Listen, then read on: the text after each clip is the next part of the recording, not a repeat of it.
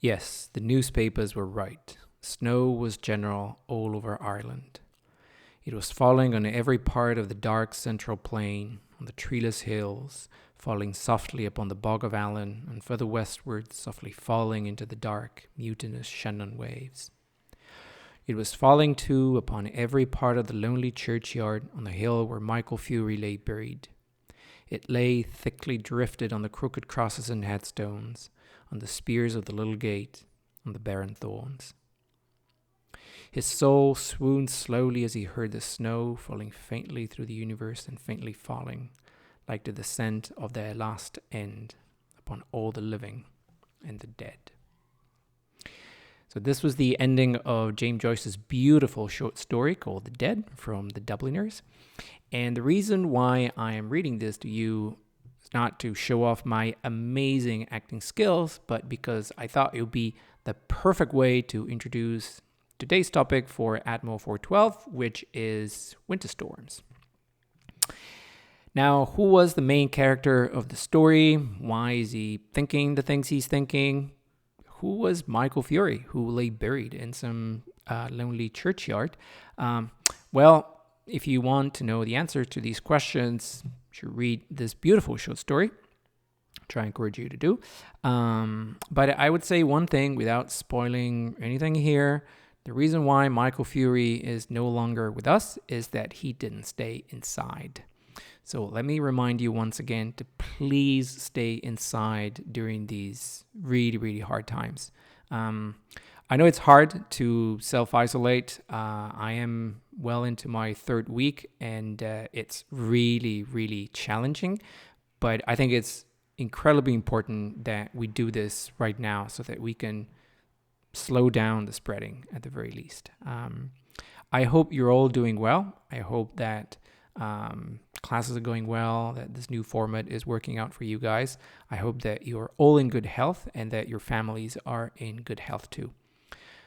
As usual, if there's anything that you would like to talk about, about 412, ATMO 412, about any aspect of your lives right now, or if you just need someone to talk to, please feel free to reach out and talk to me.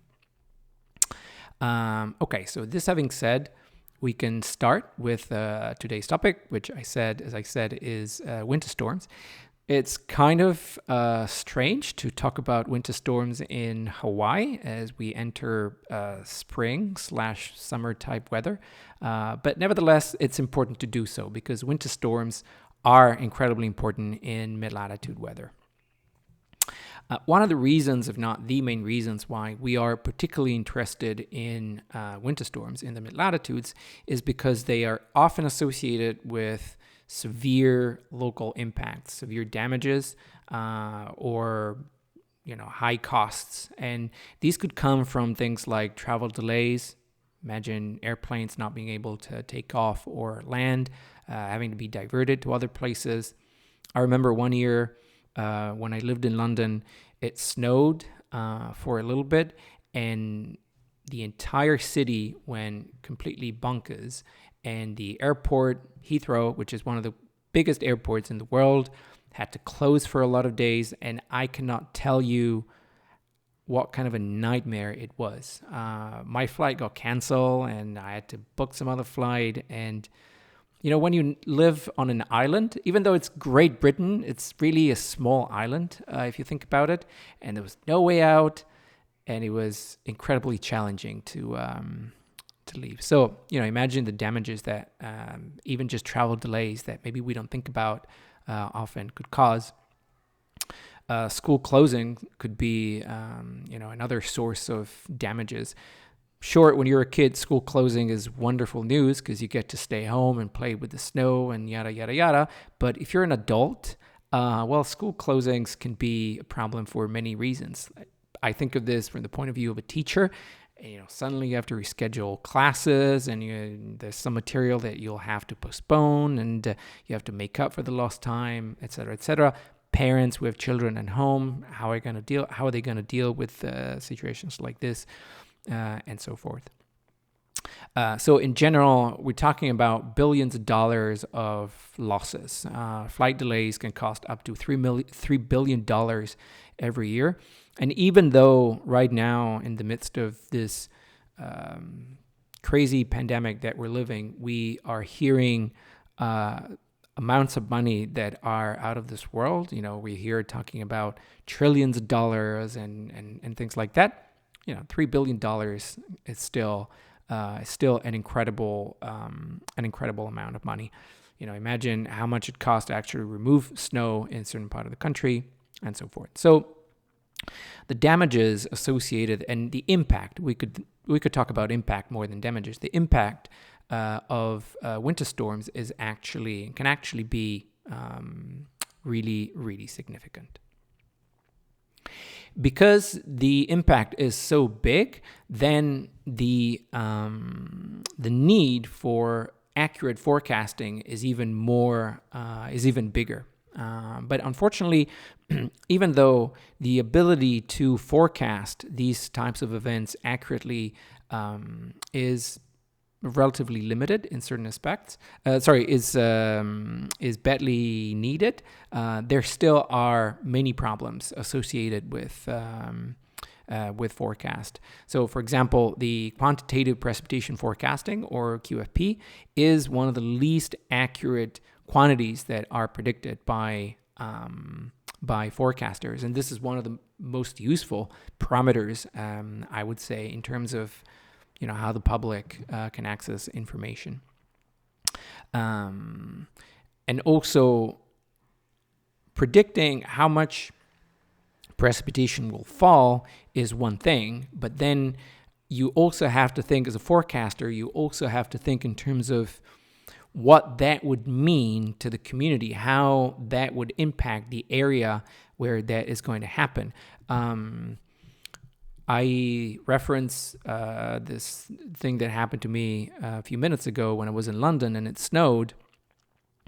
I can assure you that the snow that fell in London fell over, an afternoon or 2 days, and there weren't more than 5 inches on the ground. But 5 inches of snow in London is one thing. When I was in Boston, I remember February 2015, we had, on average, I think, a blizzard every 3 days, and we ended up with 3 meters of snow after just 1 month. But 3 meters of snow were not as bad. I mean, they were bad, but they were not, in terms of impact, they didn't feel as bad as a few inches in London, just because different places have different kinds of infrastructure. Countries like Sweden, I would imagine they can deal with the snow a lot better than countries that don't see a lot of snow. And also the fact that there's snow falling, for example, or freezing rain that we'll talk about later falling, what that will translate to kind of depends on the conditions of the surface. So if you have buildings of the surface and roads, that's one thing. If you have a surface that's already covered by snow, it's another story.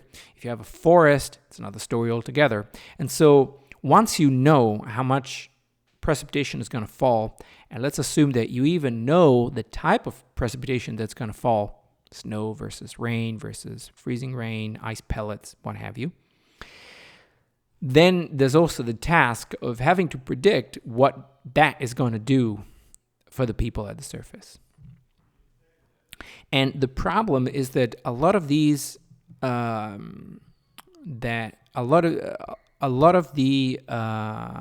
differences, kind of in the manifestation of the winter storm at the surface, kind of depends on very small parameters, very small thermodynamic parameters. So, a few degrees change, few degrees increase in temperature can have a huge difference on what happens on the surface. Or, as we said before, soil conditions, land use can have a huge impact. And these are really, really hard things to forecast for a variety of reasons. Numerical models maybe are not particularly well suited for simulating very complicated surface conditions. Or it's hard to know, maybe reports are not as good as one would like. So it's hard to know for a forecaster what the actual conditions are at the time when the forecasting is made and so forth. So these are all things to be taken into account, and that kind of make the situation particularly challenging, let's say. So in terms of where winter storms happen,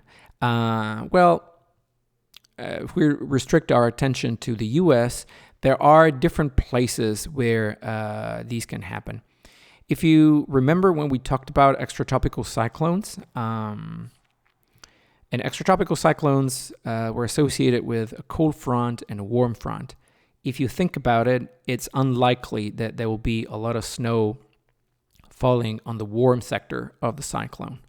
It's more likely that the snow would be found, or particularly winter weather, let's call it like that, will be found on the cold side of the cyclone. So it's sort of the northwest / center of the cyclone are typically the parts where we see a lot of winter weather.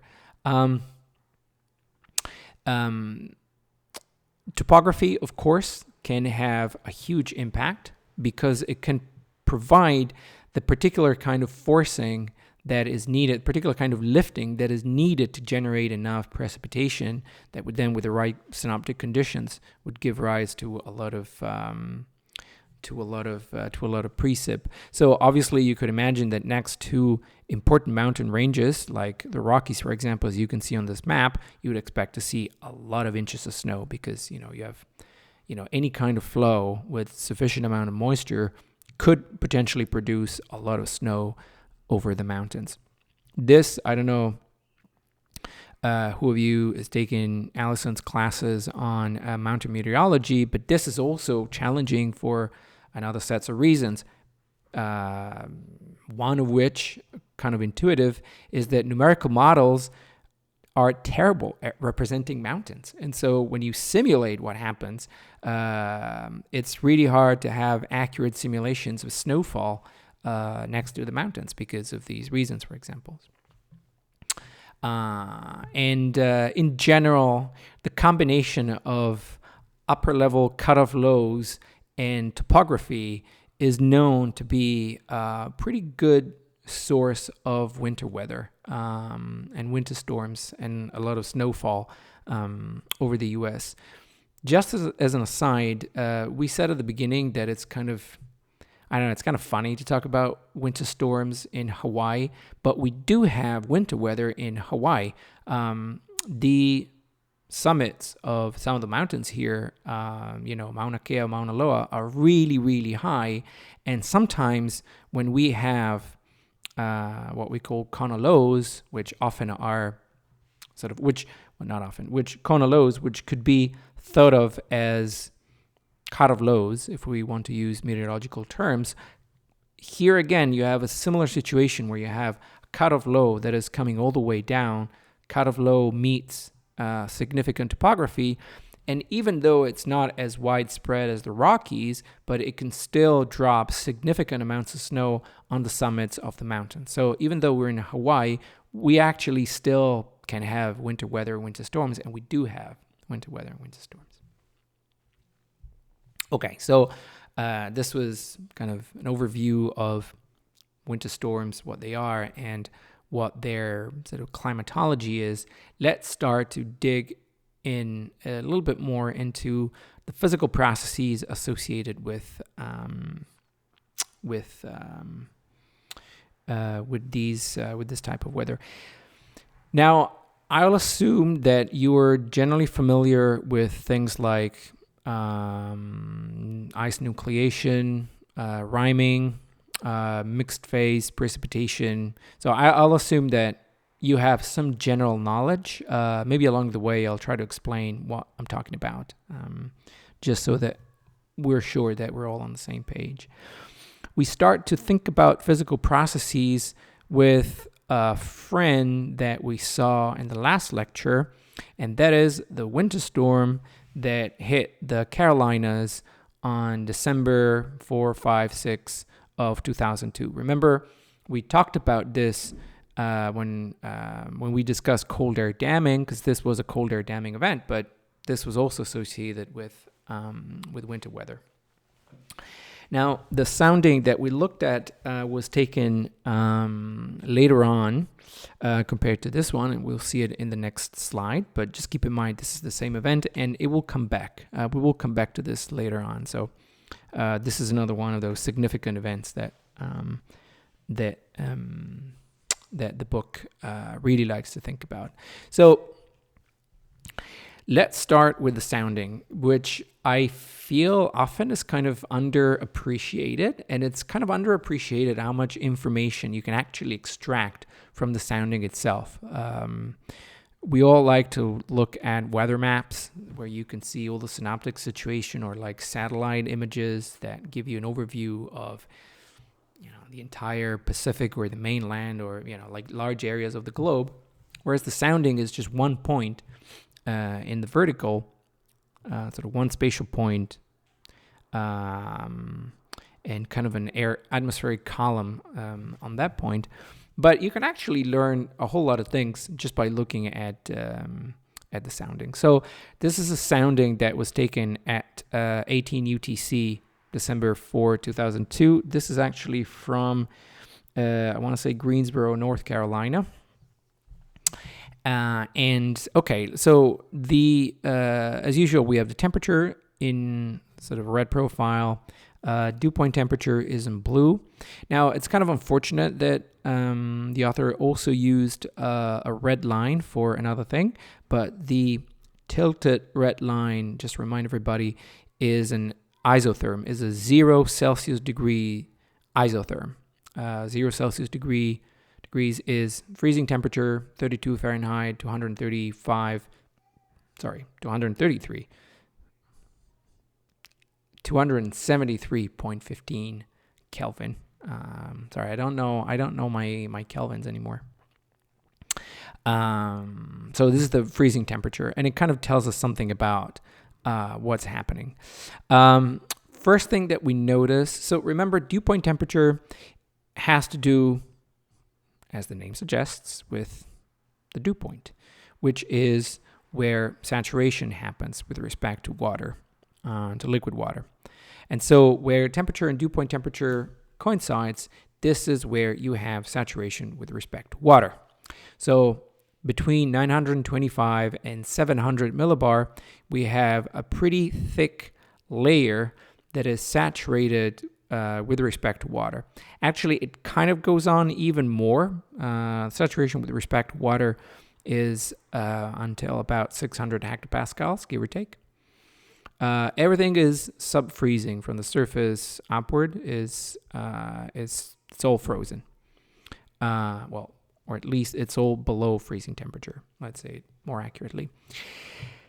As you go up, as the two profiles go up, dew point and temperature start to diverge, but they diverge kind of gently, and that usually indicates that although we're not saturated with respect to water anymore, we may be saturated with respect to ice. And so if you were to plot not only temperature and dew point temperature, but frost point temperature, then you'd see that saturation would go up by quite a lot.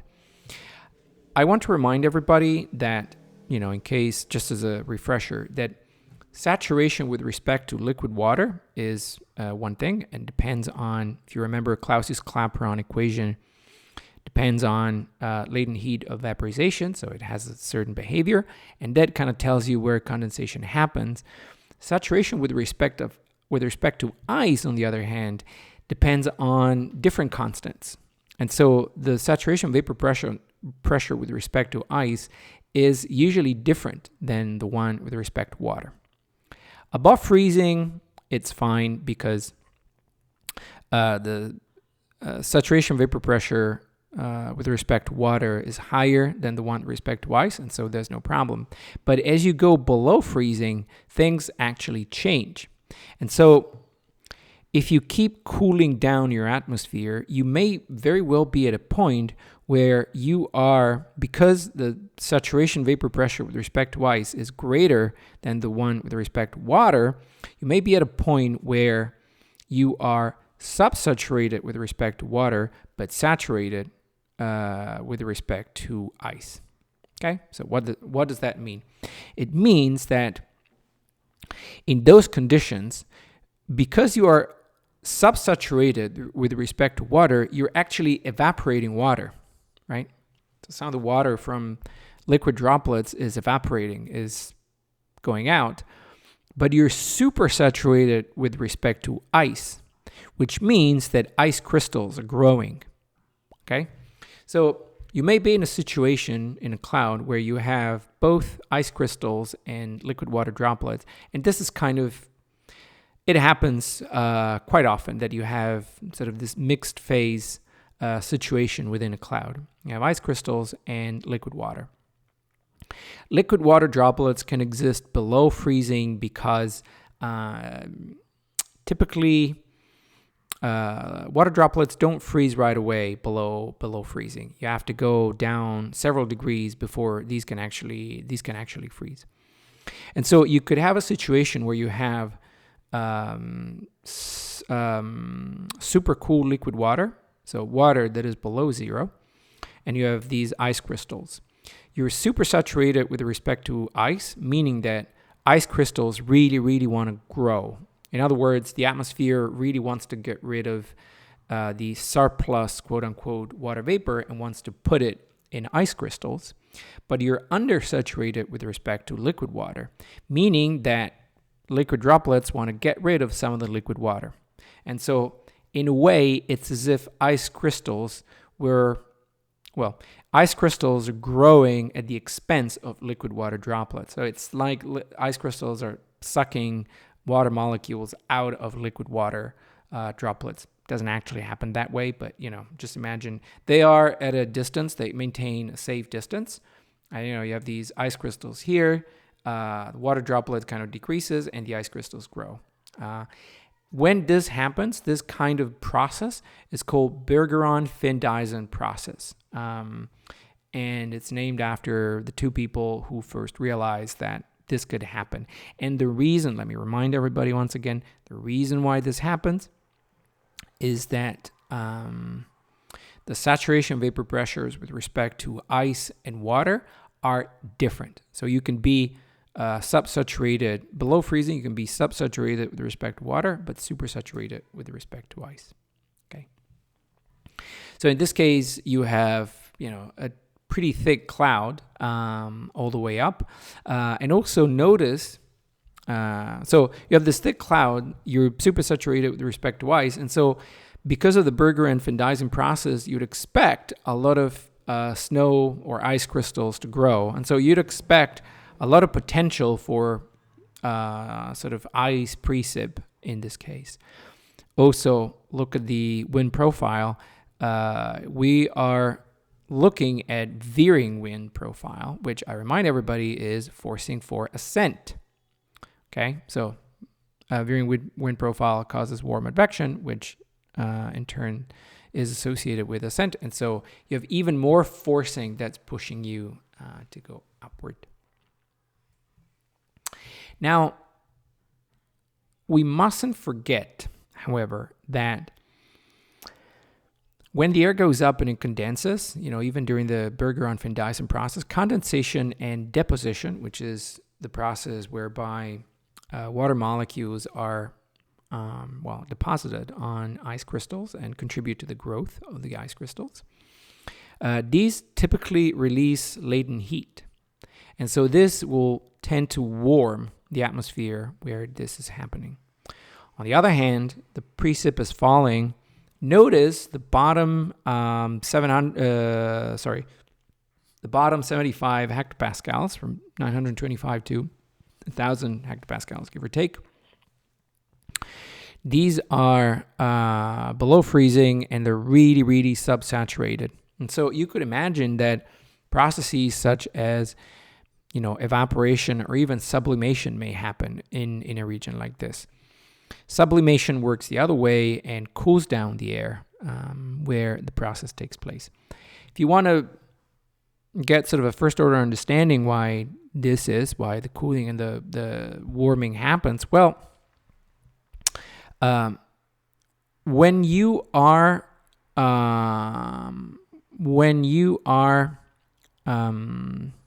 condensing or depositing water molecules on a hydrometeor, this water molecule will want to get rid of the extra energy that it's not going to use anymore, because it's going to bind itself either to an existing ice crystal or to other water molecules in the droplet. And so there's a lot of energy that the molecule doesn't need anymore, and so it kind of gets rid of it, if you will, through releasing latent heat. On the other hand, because then the molecules are bound so well in the droplet or the ice crystal, if you want to take a molecule away, you have to pay some price. There's no such thing as a free lunch. And so this price you pay essentially by providing energy to the droplet or the ice crystal. And this causes the cooling in the atmosphere. Okay. And also you may still have, you almost certainly still have radiative processes that take places. For example, the ground may be cooling through infrared radiation. You could have downward long wave radiation from cloud base and so forth. That means that profiles will evolve, and if we look at this particular example, we go forward by 12 hours, and we notice that after 12 hours, we actually have significant changes. So the degree of supersaturation kind of remains the same throughout the atmosphere. But now the layer between 925 and 700 hectopascals experienced significant warming. Right, actually, almost all the way, almost up to 500 hectopascals, the atmosphere experienced significant warming, and actually now you have a region between 700 and 925 hectopascals that is above freezing, interestingly. And the surface layer also kind of warmed up a little bit. Now it's fully saturated, but it warmed up, well, actually not a little bit, it warmed up by something like 15 Celsius degrees, which is a lot. So it's interesting to think about the history that the snow crystals would then experience going through this, because let's say you're a snow crystal and you're produced at 400 hectopascals and you start falling down. Now you go down, you're below freezing, minus 20, minus 10 Celsius degrees. But then as you fall below 700 hectopascals, you are actually in above freezing conditions. And so you may actually very well melt. The melting would have the opposite effect of the deposition and the condensation, and it would tend to cool the layer where this is happening. And so you're kind of melting, and you're producing this either completely melted or partially melted meteor that's now falling down. And this hydrometeor then finds itself below 925 hectopascals in sub-freezing conditions again. So two things could happen. You could have a situation where this hydrometeor remains as it is. If it was completely melted, it just, remains a water droplet and falls on the surface. Or it could freeze again. It could become a small kind of ice pellet, if you will. We'll talk a little bit more about what happens to snow crystal as it falls down when we will talk about freezing rain in a few moments. The next topic that I wanted to discuss was that of so-called warm snowstorms, which is an interesting terms. So broadly, warm snowstorms refers to events where the cooling that is due to melting is actually crucial for determining the precipitation type that falls on the ground. There are many examples throughout the literature of warm snowstorms. And the reason why it's interesting that the melting could actually play a role is that usually I think we tend to underestimate or underappreciate melting processes. We do so because, well, the cooling of the atmosphere that is due to melting is often weak compared to things like evaporation. Main reason for this is that the latent heat of evaporation is 2.5 million joules, right? Whereas the latent heat of freezing is something like 0.3 million joules per kilogram. So it's almost an order of magnitude difference between these two processes. And so usually melting, we don't think of melting as an important process. But however, melting can be important. Well, why could it be important? Well, one reason why melting can be important is that cooling due to evaporation, things like rain evaporation, is kind of bounded in a way. The potential for that is kind of bounded. So imagine a situation where you have some mass of water, okay, rain that's falling down, in like a rain column, continuous rain column. And imagine now that rain is evaporating. Rain is evaporating because the conditions are subsaturated, right? And keep evaporating. Obviously, evaporation will increase relative humidity by definition. And so you may reach a situation, if you keep going like this, at some point you will reach a situation where relative humidity hits 100%.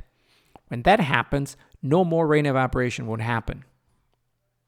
Okay, and so the potential for that is kind of limited. However, things like melting, as long as you're above 0 degrees, you're always going to melt.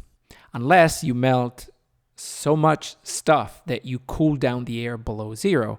But because the latent heat of melting or freezing is lower, you need a lot. You need to melt a lot in order to reach that.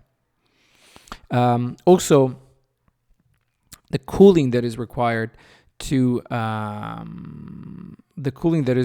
reach saturation kind of decreases with temperature, and so it's easier to get saturated at low temperatures. And so if we're considering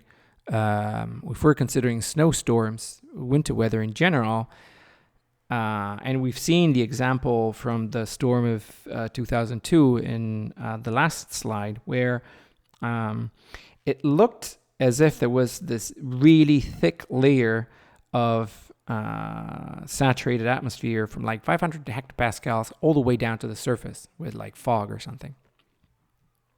And so evaporation is not going to help you a whole lot.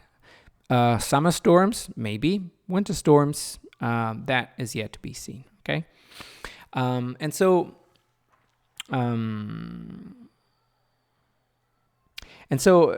it may happen that in certain cases, melting would actually play an important role.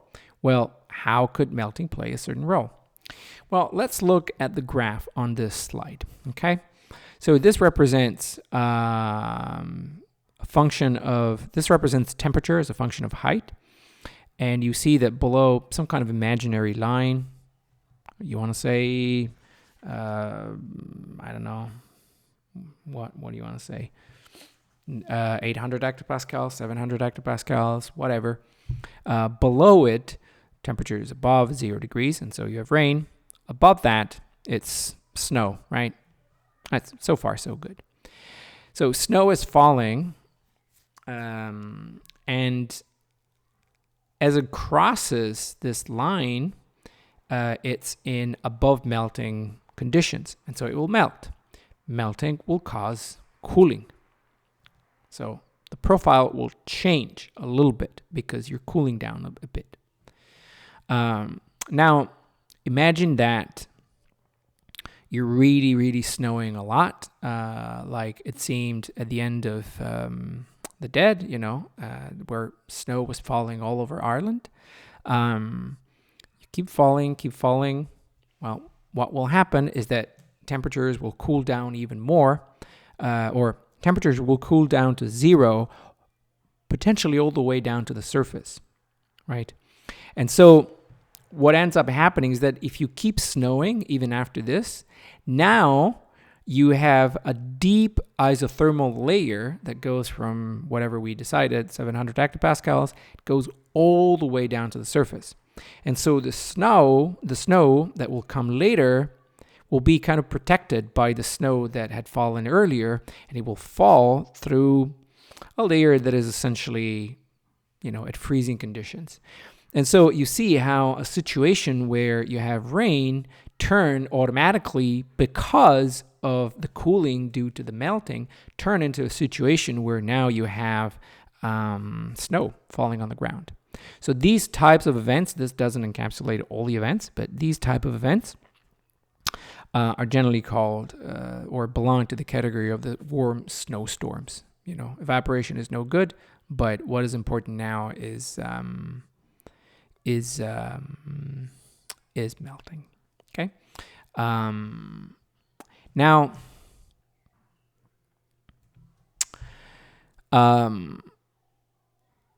how much melting do you need as a forecaster? I guess the question when you're thinking about warm snowstorms, the $1 million question would be, how much melting do you need in this above freezing layer in order to determine whether or not there will be a warm snowstorm? Now, this is obviously kind of complicated, but there's a very empirical formula that relates the amount of liquid water, the liquid equivalent precipitation needed to melt in order for sort of the to cool down all the above freezing layer to this isothermal to become isothermally. My English is failing me after weeks in isolation. So the amount of liquid equivalent precipitation that you need to melt in order to cool a certain layer of atmosphere of a certain depth or thickness, in order to have this 0-degree isothermal layer that we just saw, this is directly proportional to the distance in temperature from where you are now and the freezing level of this column, and the thickness of the column divided by 193. Why 193, you may ask? Well, I don't think there's really anything deep behind this. It's just some empirical formula that were found through different experience and a lot of observations. There obviously is going to be a small compensation from condensation, but we could neglect this for now. One interesting thing, since we were talking about this, isothermal layer, one interesting example is this map of, you guessed it, Great Britain, and there is this station where you have not only temperature, but also dew point temperature at 32 Fahrenheit degrees. So actually, things like the ones that we just discussed can happen, and this is an example. And this is the circle shows a station where it was actually snowing during this event in November 1942. Having lived in Hawaii for a year and a half, I can't think about like 32 Fahrenheit dew point temperature. It's beyond it may as well be in Kelvin, 32 Kelvin degrees. So that's that. Okay, so I promised that we would talk a little bit about what happens to precip snow crystals as it falls through warm layers and then cold layers again. And this is kind of relevant to colder damming events as well. And this is the right time to do it. And we will talk about freezing rain now. The picture that you see here, let me see where this was taken. It's actually nowhere on this chapter. I think it was from the colder damming chapter. Yes, this is from North Carolina. Well, there you go. I do remember seeing something like this a few Decembers ago in Cambridge, in Massachusetts, where I lived. And it was, I think it was the first time that I saw freezing rain on trees. So exactly like what we're seeing in the picture here. And it was just the weirdest thing ever, at least related to ice and like freezing processes. I don't think I'm making this up, but I was reading that it's actually, trees don't mind this because the fact that now they're wrapped around this ice means that they are at freezing temperature. So even if the atmosphere gets any colder, they'll be kept at a reasonable temperature. But I could be making this up, so please take this with a grain of salt. Anyway, so we talked about this when we were discussing colder damming, where we had, we said we had this mountain range, cold air kind of trapped underneath, and then above it, I think the 2002 case was an example, we had this warm layer sort of overriding the cold air dome and going over it. Yeah. So the December 2002 had like this warm advection above the cold air dome. So what happens when you have this warm layer? You're lifting it, and so presumably you're causing condensation. That's a pretty good guess, I would say. And so you're producing precip in warm conditions, and this falls in then a sub-freezing level. Okay, so what's going to happen? As I said before, if you put water, you may hear sounds because my neighbors who moved in 2 weeks ago are,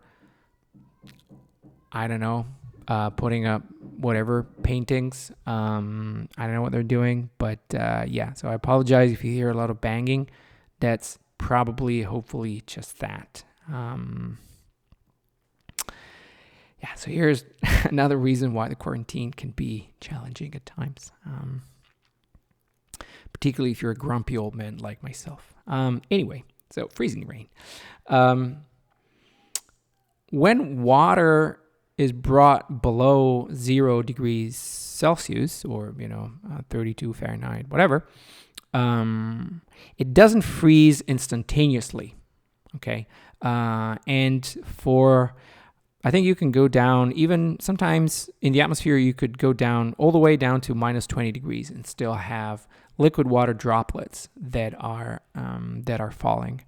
And so what happens, however, is that whenever these super cool liquid droplets, as they are called, come in contact with anything, that contact may, it's not necessary, but it may cause some kind of a shock that would freeze instantaneously the water droplets.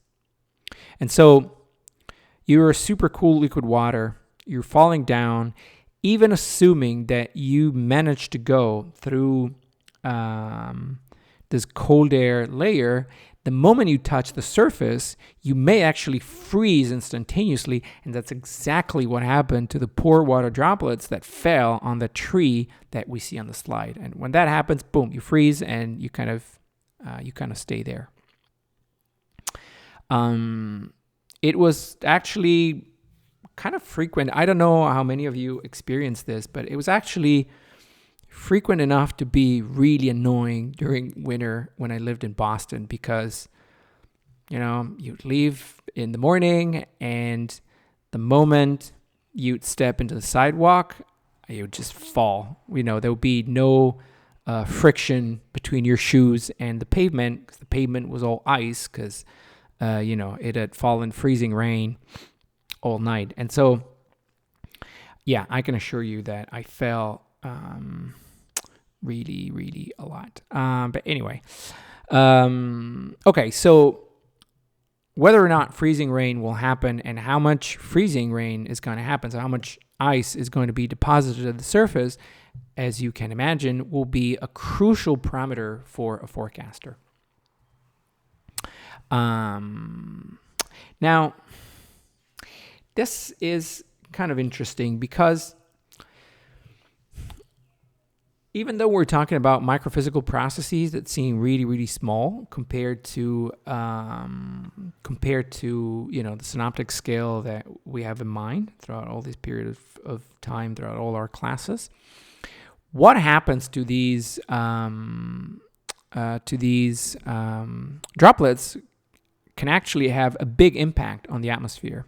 And so every time this droplet falls and come in contact with any cold surface and it freezes, now freezing will release latent heat, right? Because liquid droplets, water molecules in the droplet were still kind of free to move around, but they're giving up this additional freedom by becoming like an ice part of a crystal, which is ice, and so they're giving up this much of energy. And this much of energy can actually make a huge difference as to what happens. So if all this energy was transferred, for example, to the atmosphere, then the atmosphere, it would be kind of warmed up. So imagine this situation where you have super cool liquid water that is falling into this colder dome. Let's assume that the colder dome is super, super cold all the way down to the ground. Well, you keep, water droplets fall on the surface, melt, release latent heat. Well, you may end up with a vertical profile that looks like this, where you have, the colder dome goes all the way down, but then because of the latent heat release, it comes all the way back to the freezing point. Now, whether or not that happens depends on many, many variables. And once again, soil now comes into play, because yes, the droplet hits the ground. Let's say it freezes the ground, or whatever, actually. Let's say it freezes. This heat is going to be transferred. The heat that is released is going to be transferred to something. So if the water falls on, some elevated surface, it's quite likely that the latent heat will be transferred to the atmosphere. If it falls on the ground, it could happen that the latent heat will be transferred to the soil. So it will go down. It will be absorbed by the soil that will this way remain above freezing thanks to this process. However, you could also have a situation where the droplet falls and there's snow on the ground, and snow is a perfect insulator. Well, not a perfect, but it's a great insulator. And so once the water droplet hits the snow, it will release latent heat. Maybe it melts the snow a little bit, but then the snow will refreeze. And this has nowhere to go because snow is insulating the soil, and so it will go back to the atmosphere. And so depending on what kind of condition you have the surface, you may have a different evolution of your temperature profile, if you will. And since we were talking about cold air damming events, because of this process, cold air damming events could actually be kind of short-lived if enough of latent heat is released because of the melting of supercool liquid water. So in the case of the prototypical colder damming event, where you have wind that is blowing along the mountains, maybe this wind will cause a continual advection of cold air from the north, maybe. And so this will guarantee that you're constantly sort of moving out air that has warmed up because of this latent heat release, and you will replace it with colder air that is coming from the north. And so this way you can keep things going for a bit.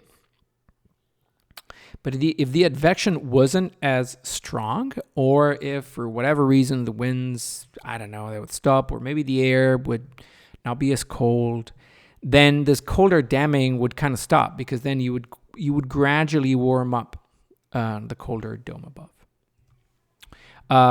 These considerations on freezing rain, I believe I have anticipated most of them. So we can kind of reassume all this by saying that, and this is probably why things are so complicated, that the soil now comes into play. And what happens kind of depends on what's at the surface. Now, I don't know how much you know of numerical models, but let me assure you that soil in numerical models, numerical climate models, soil is one of the great problems. Soil is extremely complicated because it can be of so many different types, clay or asphalt in cities. And okay, I named only 2 categories, but there are many. And the soil has different levels with different porosities and different saturation, yada, yada, yada. And so the models very often have extremely simplified representations of the soils. Very often numerical models have a resolution that is really, really wide, and therefore it cannot encapsulate all the heterogeneities within the soil that happen in reality. So that would affect the simulations, right? And so forth. And so, word of caution, soil is really, really important. When we talk about freezing rain, there is a useful relationship for freezing rain that kind of relates the temperature increase, if you will, due to freezing rain. So this, this is assuming that horizontal advection and other processes are not particularly strong. Okay, and so the temperature increase is related to other quantities like FA is the fraction of the latent heat that goes into the atmosphere. LF and R. LF is the latent heat of fusion. R is the amount of rainfall in meters. QS is saturation specific humidity as usual. CP is the specific heat capacity at constant pressure, and so forth. So this already immediately tells you that if the fraction of the latent heat that goes to the atmosphere is 0, so FA is 0, delta T is 0, so there's no heating, which is kind of what we expected. But then you can turn this around and say, well, how much icing do I expect from a freezing rain event? And so you could say that delta T is the difference between the actual temperature and the freezing point, and the freezing point. So you can call this a freezing point depression. You can manipulate this expression and get something that looks like the last equation that we see here. So delta P, dP is the depth of the sub-freezing layer in millibars. dt is the average freezing point depression. And FA, as we said, is the amount of latent heat that is transferred to the atmosphere. Okay, so this is a pretty useful formula that kind of gives you an idea of how much icing you should expect. We can look at an example and, well, look, it's our good friend, the winter storm / cold air damming event from December 5, 2002. And so it looks like everything was in this event because it keeps coming back repeatedly in these last 2 chapters. But apparently there was also freezing rain. And this shouldn't be surprising given that at some point we saw that there was this layer that was above freezing. So it shouldn't be surprising that there was something like this.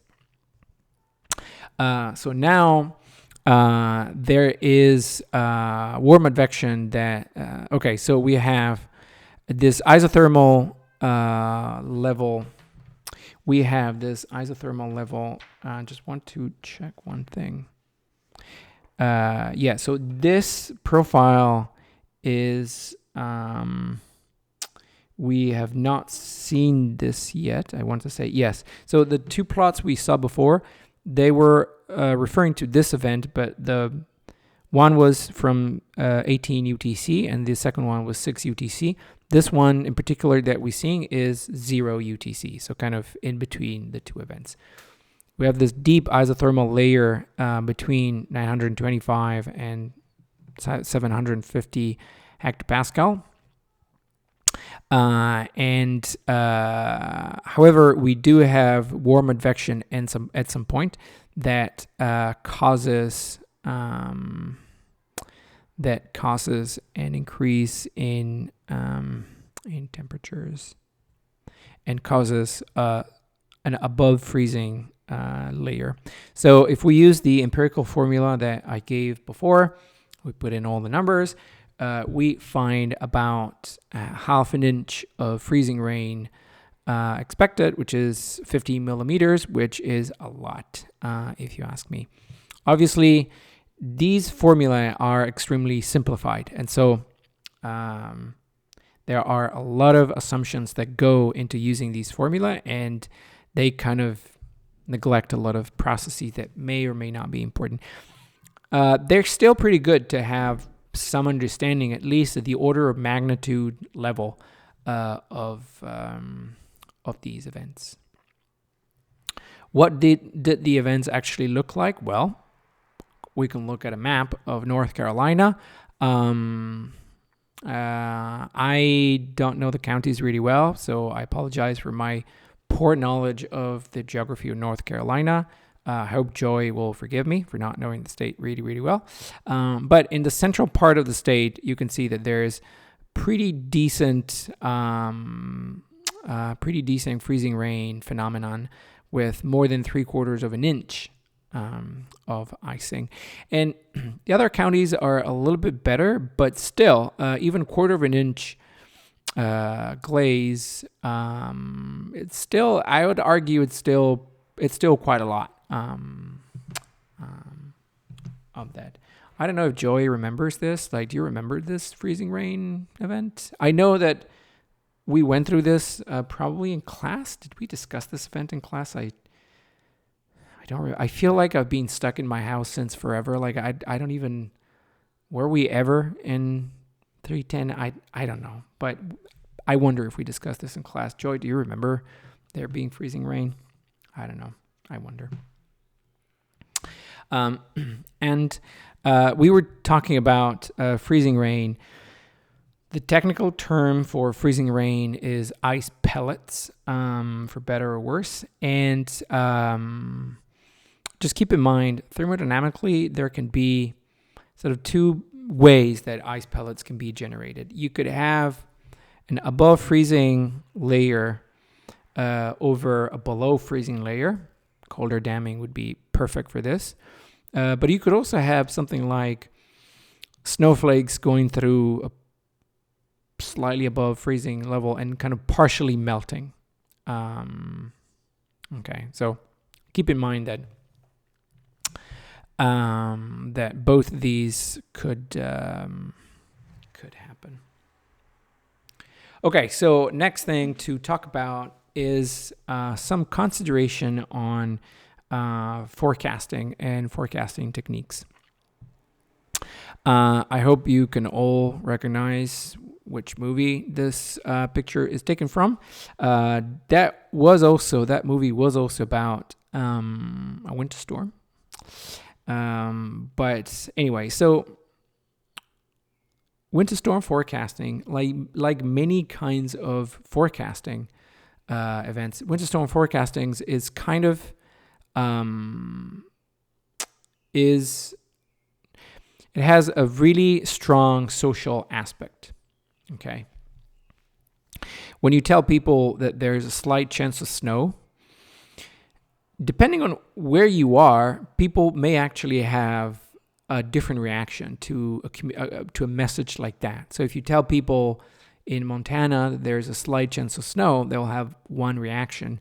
If you tell people in Florida that there's a slight chance of snow, maybe they'll think, "Oh my God, it is going to snow, and we have to rush to the supermarket and like stock up for months and I don't know and stuff like that." So I think more and more we are recognizing that the social aspect of the forecasting, of the job of the forecaster, is perhaps even equally as important as the quantitative aspect, which is to actually make the forecast. How you make the forecast is one thing, but also how you communicate it, and how you communicate it effectively in a way that encourages people to take action when they have to take action, but at the same time doesn't scare people off or doesn't send them into panic, is something that forecasters have to take into account. Drink.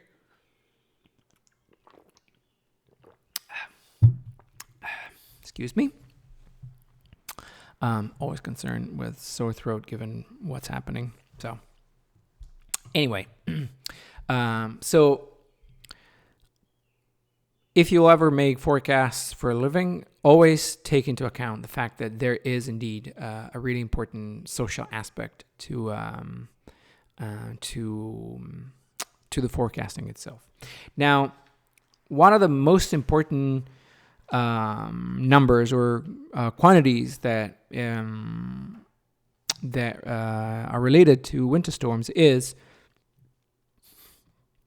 certainly how much how much precipitation is falling, but also because of the different impacts that different kinds of precipitation can have, what kind of precipitation would we expect? Is it going to be snow, freezing rain, or rain? There are different techniques to kind of assess, to have a first order assessment of what is going to happen. And the first technique that I wanted to mention is so-called partial thickness trends technique. So essentially, this consists in taking the 1,000 to 500 millibar thickness, and then look at the sort of for each thickness, think about making sort of a distribution of how many times, in proportion, how many times with that thickness you have snow and how many times you have rain. Clearly, because thickness is related to temperature, with really, really high thickness, you would expect to see rain most of the times. With really, really small thickness, you'd expect to see snow most of the time. But there has to be, by continuity, a thickness where you would expect, or where you would have observed, 50% of the times you've observed rain and 50% times you've observed snow. So that is taken as the value to kind of guide forecasters to say, okay, today's going to snow, today's going to rain, as a sort of a separating line.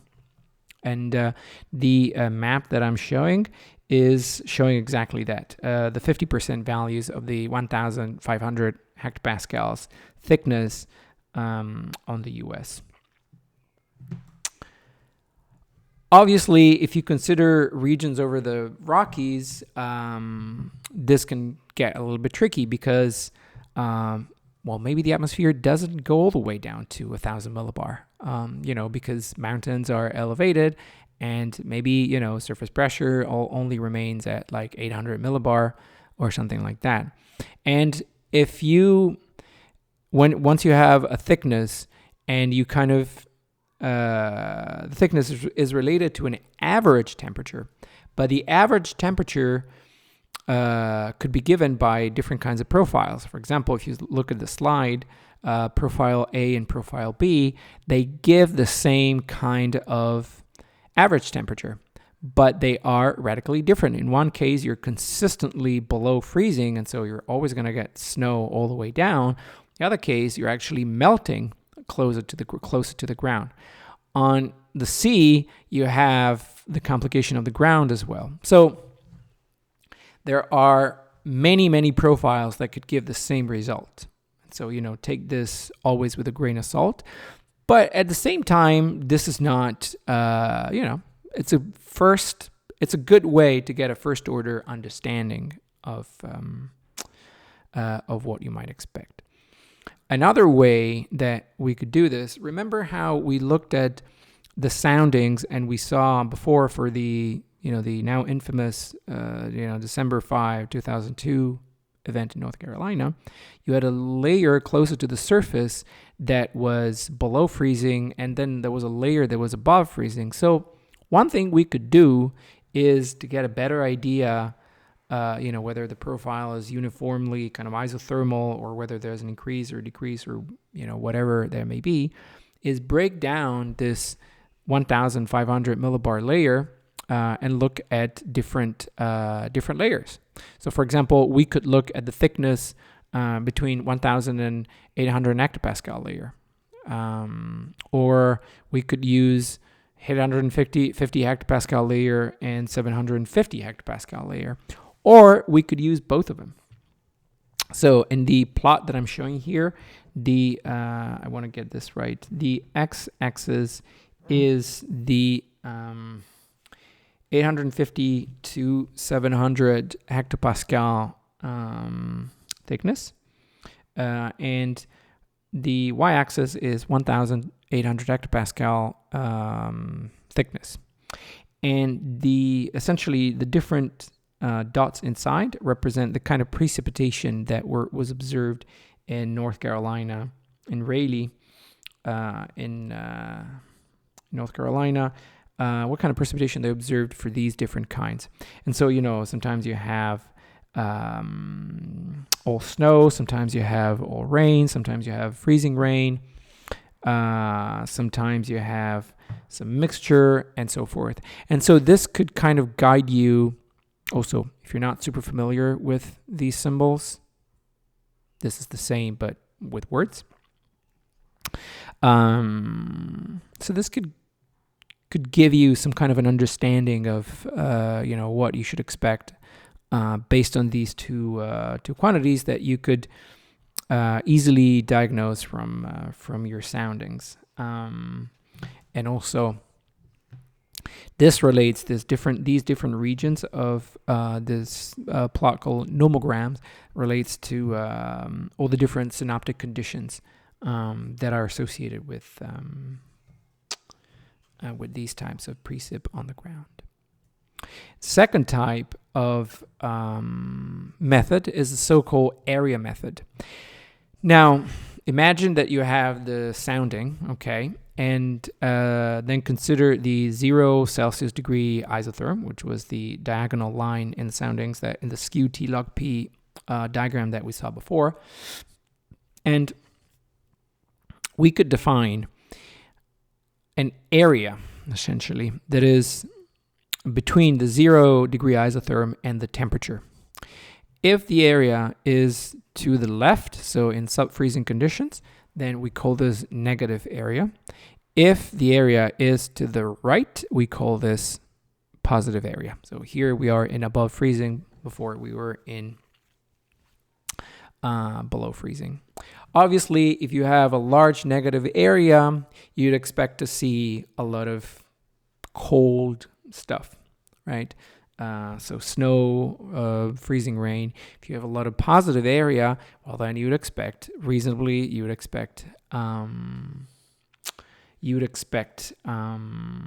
rain.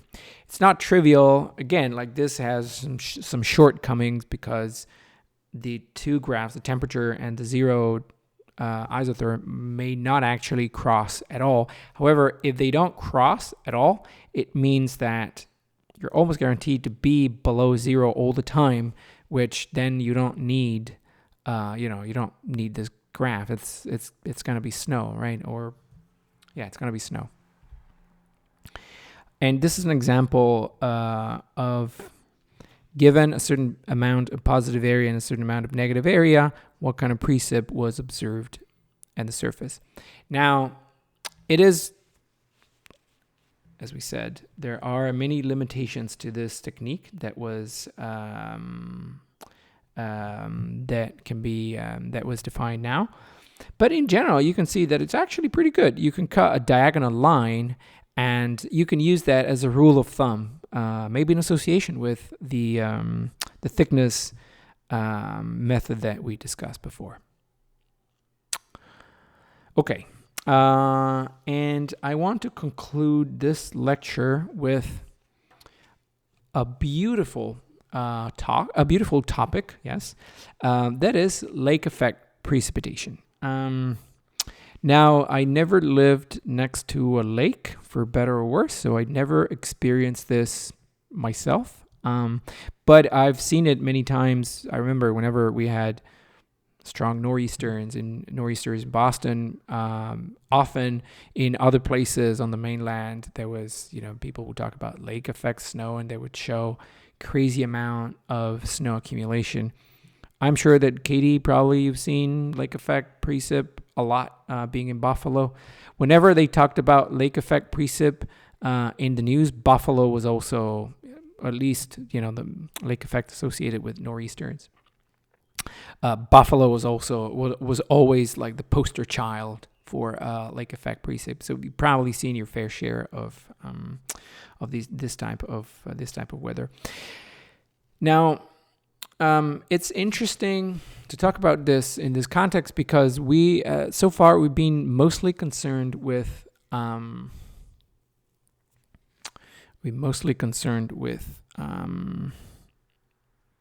synoptic phenomena. But synoptic phenomena means that the flow more or less travels along isotropes.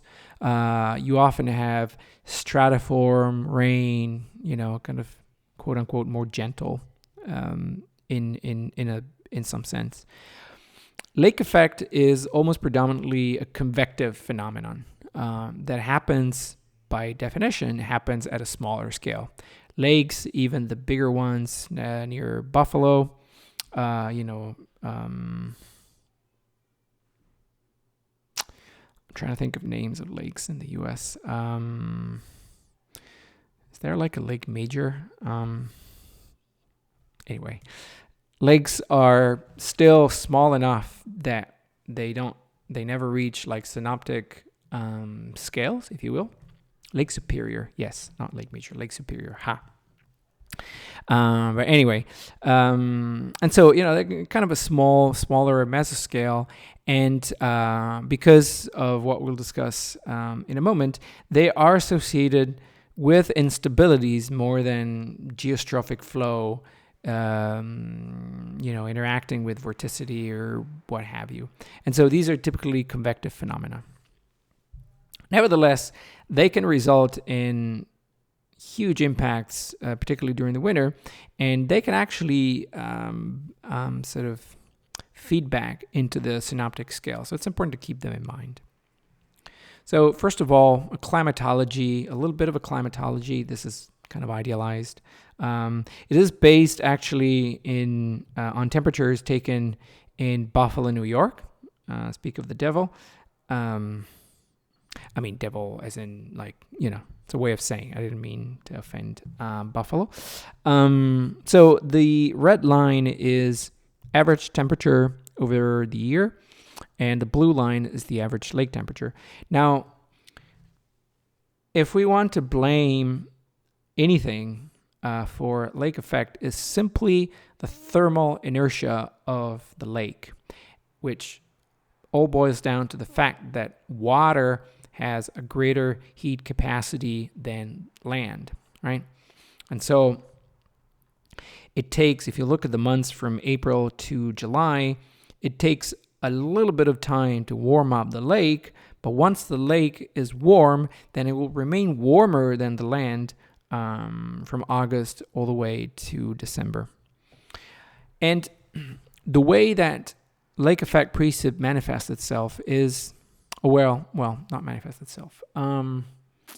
The reason why it happens, if you will, or the way it happens, is through an instability of the atmosphere, because there is a differential heating. And the differential heating causes this instability that results in the atmosphere kind of going through dramatic changes, a dramatic process to reestablish some kind of a stability. This dramatic process is what we call convection, right? It's what happens in, when you boil pasta, or whatever you want to boil. I don't want to be Italiocentric. And so you could imagine that actually in times of year during spring, for example, when the lake is colder than the air above, the lake has the opposite effect of what we think of the lake effect precip, and actually is stabilizing the atmosphere, because you have warmer air above, which is lighter, and so it's happy to stay above, and colder and denser air at the bottom, which is in contact with the lake, and so it's fine. Actually, this stabilizes in the sense that it prevents, convection overturning. It makes things really, really nice and smooth. However, during the winter, you'd have really, really cold air that would like to sink all the way down to the bottom, but at the bottom you have warmer air that is in contact with the lake. And so this then generates the lake effect that we can think that we all know and that we've all seen. As an example of the stabilizing effect of the lake, this is taken from Ghost 13 from May the 9th, 2010. And you can see that there are, cumulus clouds all the way around, but because the lake is still kind of cold, any convective overturning that would then generate these puffy, shallow cumulus clouds is completely shut down, and the lake is perfectly clear, which may or may not be pleasant for those living there. I don't know. Maybe people like puffy clouds, and so, they would like to see more of those, but, whatever. You have to adjust. And also, since we're talking about climatology, this shows the annual snowfall, sort of contour lines of annual snowfall in the Great Lake region. And, you can kind of see why Buffalo was the poster child for lake effect. You can see that to the east of pretty much all the lakes, there is significant amount of snowfall. If you're asking why to the east, flow is predominantly eastward in the mid-latitudes. So it's predominantly westerly in the mid-latitudes. So there you go. Okay, so let's talk a little bit about mechanisms and environment associated with these phenomena a little bit more. The first thing I wanted to say is that the main physical process here is moist convection, okay? And we'll talk about moist convection in a few classes.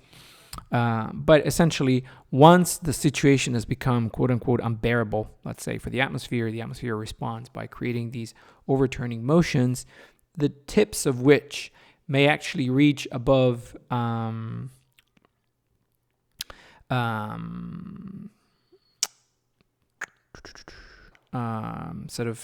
so-called lifting condensation level and create the puffy clouds that we saw in the picture before. As a rule of thumb, to sort of understand whether the lake effect will happen, you could think of taking temperature at 800 hectopascal, temperature near the surface.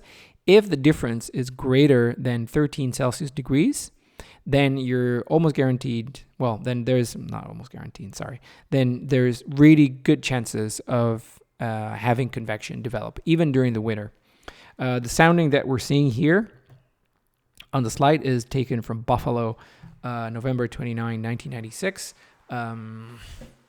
Katie, I don't know if you were even born at the time. I don't know if you remember the day of the sounding, but anyway. So the reason why 13 degrees is a good, it's kind of a good indicator whether or not you're going to have that, is that 13 degrees from zero to the surface is almost the dry adiabatic lapse rate. So if you're observing a greater temperature difference, that means that the environmental lapse rate is greater than the dry adiabatic lapse rate, which is another way of saying that the atmosphere will be unstable to dry convection. 13 degrees can be a little bit high, and sometimes even less is required. But that's kind of a good rule of thumb. To say whether or not that will happen. In terms of the physical processes that make lake effect happen, well, differential heating, as we said, is certainly one of them. So if you look at the top figure, there's the warm lake and there's cold land. This differential heating will cause essentially a lake breeze, which is by all means very similar to the breezes that happen at the sea, sort of a land-sea breeze. What we experience here when trade winds are not blowing during the summer, we experience the exact same thing. Obviously, for us, it's the opposite because the warm during the day becomes the land during the day becomes warmer than the ocean. But over the lakes, this happens, and you have like air converging in the center of the lake and ascending. Ascension causes condensation, yada yada yada. Another thing that is important is that the land and the lake have different roughness, if you will. And so it's a bit like saying that air flowing, if you imagine like the geostrophic flow, air flowing over land is going to encounter a certain amount of resistance. Over the lake is going to encounter less resistance. And so as the air goes from the land to the water, that will be some divergence because suddenly the air is free to go, right? And so it'll cause some divergence and maybe some subsidence as well. But once it reaches the other bank of the lake, then it'll slow down, and slow down is convergence, which again will translate in ascent. In some regions, you might as well have mountains as well. Sorry, my English really is failing me. I don't know if maybe I should start talking to myself just to keep practicing my English, keep it going. I don't know. I'll turn into some stereotypical, Italian at the end with a strong Italian accent in a few weeks. And so, yeah, maybe I should talk to myself. I don't know. I'll think about that. But anyway, so sometimes you can have, a mountain barrier somewhere down the line, and orographic lift is always great for convection. So that could cause an enhancement even more of this effect. Finally, a little bit of classification so that we know what we're talking about. There are roughly 5 types of lake-enhanced precipitation. It's not essential that you know them, just know that they're out there. Type 1 is whenever you have wind parallel banks oriented along major axes of the lake. And these can cause heavy precipitation. Sometimes you can have snowfall of 1 or 2 inches per hour. So that's quite significant. Wind parallel... Sorry, did I say banks? Yeah, I was reading from the slide. Wind parallel bands oriented along major axes. I will correct the slide. I apologize. So wind parallel bands oriented along the major axis of the lake.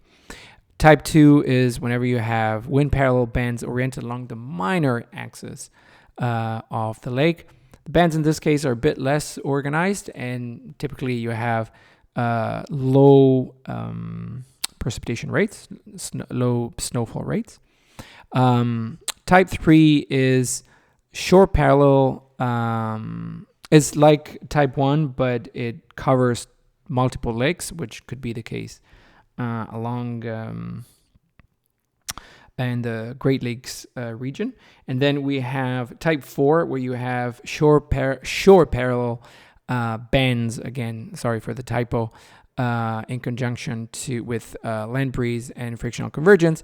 And then type 5, where you can actually have sort of mesoscale vortices that are generated and that can contribute, through ascent, they can contribute to even more precip. Forecasting is obviously challenging for many reasons that you could imagine. Resolution, the lake is, complicated. Maybe it's not represented really well in the models and so forth. And so it's just as challenging to forecast these effects as everything else. The rule of thumb is pretty good. The one that we mentioned before, 13 degrees decrease from surface to 850 millibar. But there are caveats, because maybe the inversion is below 850 millibars, and so if you measure the temperature difference, you actually get a pretty, you get a pretty small number and not 13 degrees, but you may still have significant temperature decrease in the layers below, and so you may still have convection happening. So that kind of it would influence things. The state of the atmosphere, the depth of the cold layer itself. When Arctic air comes down, Arctic air tends to have pretty shallow boundary layers. And so you'd expect really, really small. Maybe it's still a significant inversion, but you'd expect really shallow layer, as opposed to when you have, marine type boundary layers that are a little bit thicker.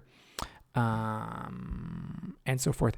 And obviously, we didn't cover wind shear, but wind shear could actually complicate things considerably. This kind of convective organization can be enhanced, or it could be disrupted considerably by the presence of wind shear. Okay, so this ends what I had to say about the lake effect. I think it's a very fascinating topic. I hope that you enjoyed it. Probably for some of you, it kind of resonated. Lake effect and winter weather, winter storms in general. For some of you, it probably resonated, depending on where you live. And some of you, even though you may not have experienced this sort of right away firsthand, it is still important to keep in mind, because, maybe one day you'll be asked to forecast these types of weather, or also because these kinds of weather could happen here in Hawaii. Obviously not lake effect, because we don't have, massive lakes like the Great Lakes, but winter weather could still happen. So, as usual, the end of the class, I would like to please ask all of you to send me a forecast discussion, either written, video, audio, anything of today's weather for a location of your choice. Please continue to do the labs, the forecasting challenge, and that will be labs related to winter storms next time. As usual, please let me know if there is anything that was unclear. Let me know if there are any concepts that you would want me to go through again, or if anything was unclear. If you have questions, call me, write to me, send me an email, text me, write me on Slack. Anything, please feel free to reach out. Stay inside. Stay inside. My English is so failing me. Stay inside. Be safe, be healthy, and I'll see you next time.